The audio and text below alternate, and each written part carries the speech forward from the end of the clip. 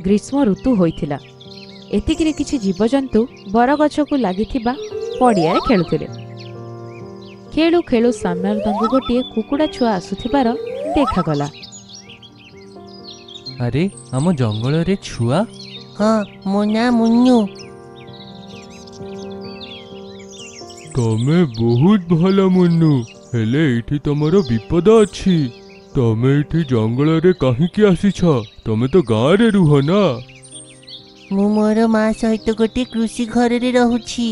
सकाळ रे कृषि बाहर को जाइथिला, मु घरे थिली आ माँ पाखरे ही खाउथिले। जणा नै कोठिरु गोटे कुकुर आसिला आ मोते खाइबा को गला आ पाखकू आसुथिला। जेतेबेले मु देखिली कि से मो घर पाखरे आसिलाणी, पछुरु मो माँ डाकिकी ताकू निज आड़कू करिदेले। से पळेइकी जंगल पाखरे आसीथिले। मोते जणा नै से कोठी अछंती, तांकू मु खोजिबा पई आसीछि।